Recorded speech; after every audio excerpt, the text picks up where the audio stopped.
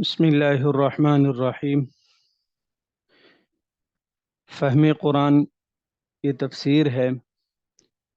اس کا دوسرا پارہ ہے۔ اس کی آیت نمبر 196 سے لے کر 203 تک ہم نے آیات بھی تلاوت کی تھی اور اس کا ترجمہ بھی پڑھ لیا تھا۔ اب ان آیات کی تفسیر ہے۔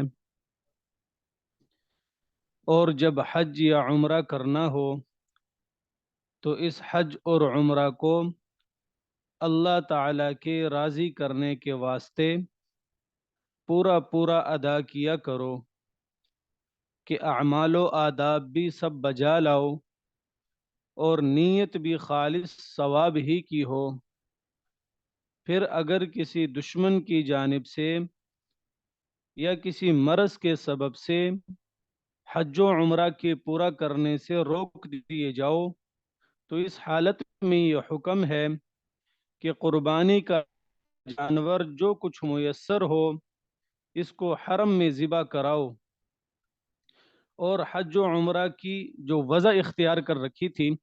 اس کو ترک کر دو۔ اس کو احرام کھولنا کہتے ہیں، جس کا طریقہ شرع میں سر منڈانا یا بال کٹوانا ہے۔ سر منڈانے یا بال کٹوانے سے آدمی احرام سے باہر ہو جاتا ہے،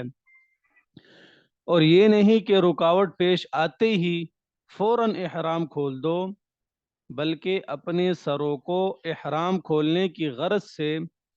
اس وقت تک مت منڈاؤ جب تک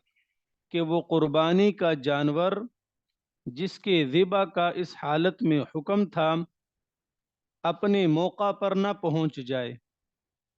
اور وہ موقع حرم ہے کہ جب تک وہ قربانی کا جانور حرم میں نہ پہنچ جائے اس وقت تک احرام سے باہر نہ ہو جاؤ،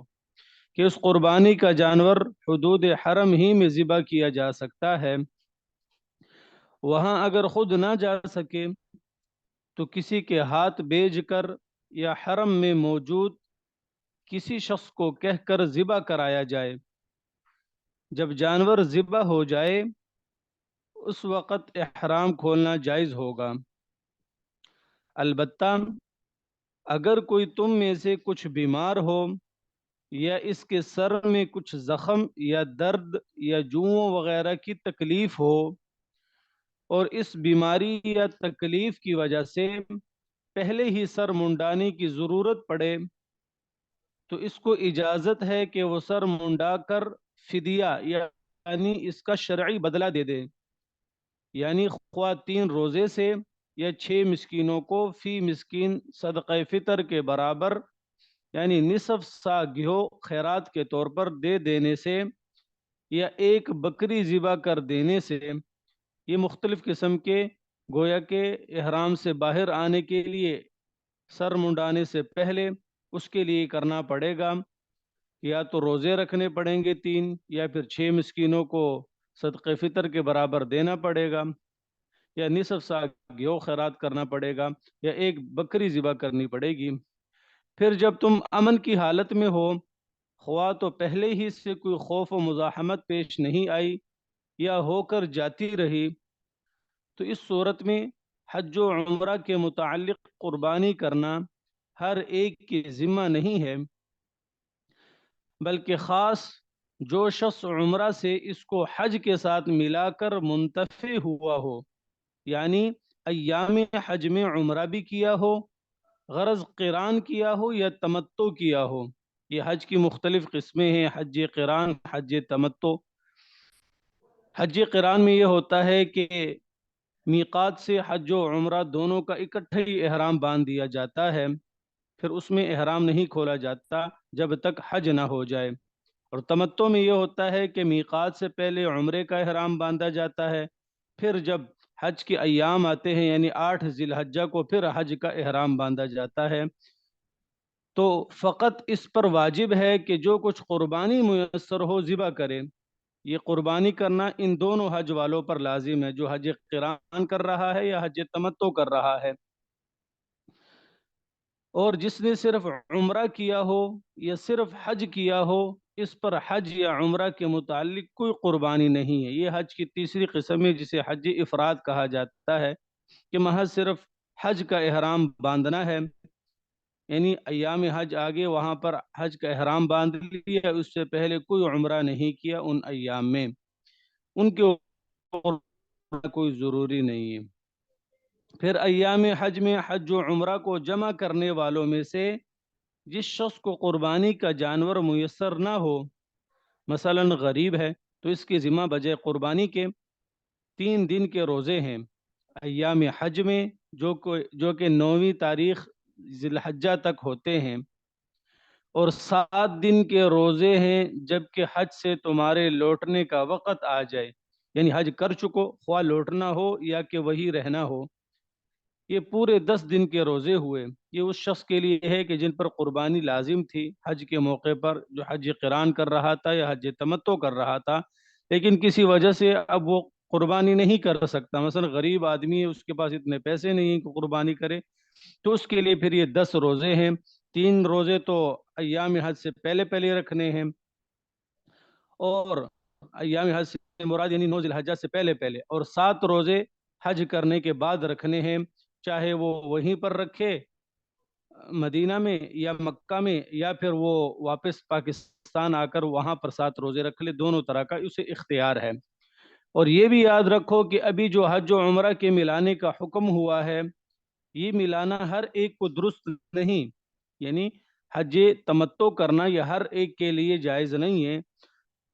بلکہ خاص اس شخص کے لیے درست ہے جس کے اہل و عیال مسجد حرام یعنی کعبہ کے قرب و نواح میں نہ رہتے ہوں، یعنی حدود حرم مکہ میں ان کا وطن نہ ہو، اور ان سب احکام کی بجاوری میں اللہ تعالیٰ سے ڈرتے رہو کہ کسی امر میں خلاف ورزی نہ کرو، اور خوب جان لو کہ بلا شبہ اللہ تعالیٰ بے باکی اور مخالفت کرنے والوں کو سخت سزا دیتے ہیں۔ آگے ہے وقت حج اور تاکید زاد راہ۔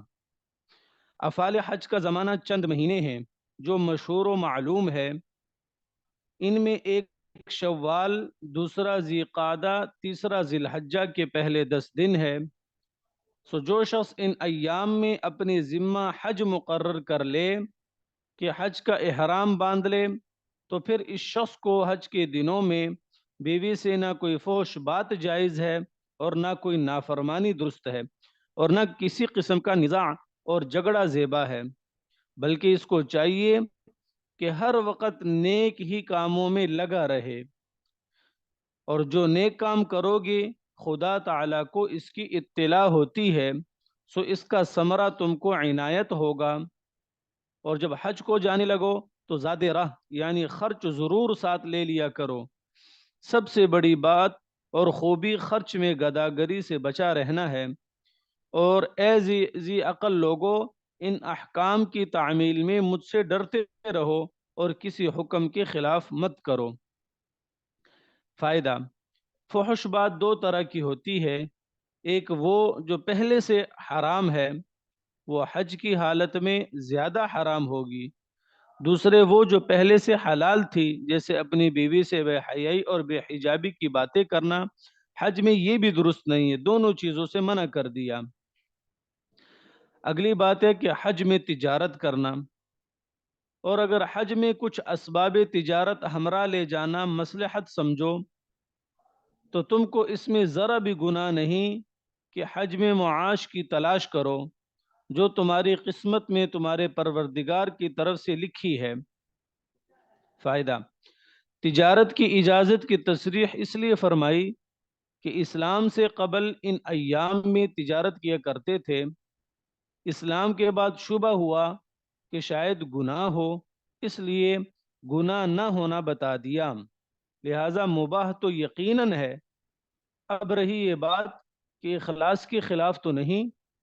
تو اس کا جواب یہ ہے کہ اس کا حکم دیگر مباح کاموں کی طرح ہے کہ دار و مدار نیت پر ہوتا ہے۔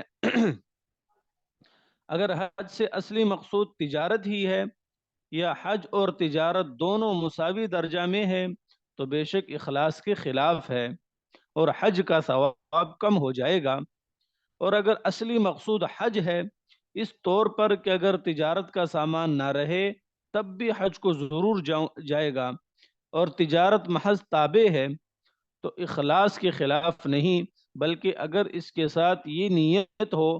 کہ تجارت کے نفع سے حج میں اعانت ہوگی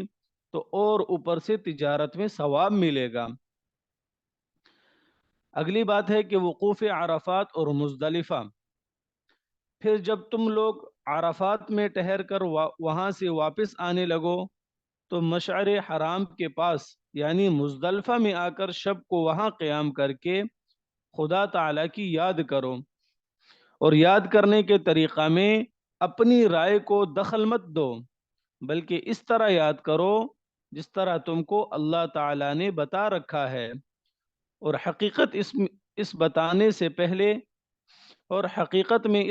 سے پہلے تم محض ناواقف تھے۔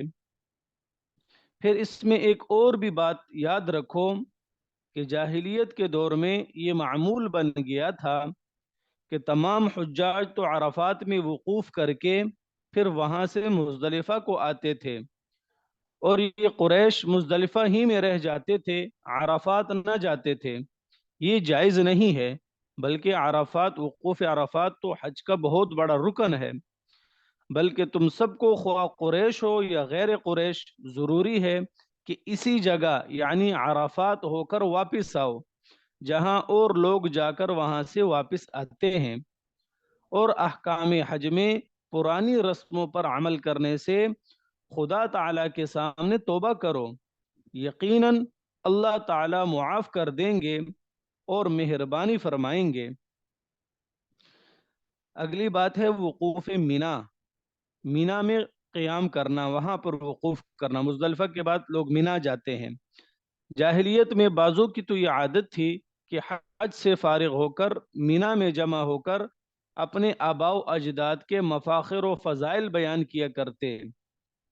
حق تعالیٰ بجائے اس بیہودہ شغل کے اپنے ذکر کی تعلیم کے لیے فرماتے ہیں کہ پھر جب تم اپنے اعمال حج پورے کر چکو تو حق تعالیٰ کا شکر و عظمت کے ساتھ ذکر کیا کرو، جس طرح تم اپنے آباء و اجداد کا ذکر کیا کرتے ہو، بلکہ یہ ذکر اس سے بدرجہ بڑھ کر ہونا چاہیے۔ اور بعض کی عادت تھی کہ حج میں ذکر تو اللہ تعالیٰ ہی کا کرتے تھے، لیکن چونکہ آخرت کے قائل نہ تھے لہٰذا ان کا سارا ذکر صرف دنیا کے لیے دعا مانگنا ہوتا تھا، دنیا کی دعائیں مانگتے رہتے تھے۔ حق تعالیٰ صرف دنیا طلبی کی مذمت بیان فرما کر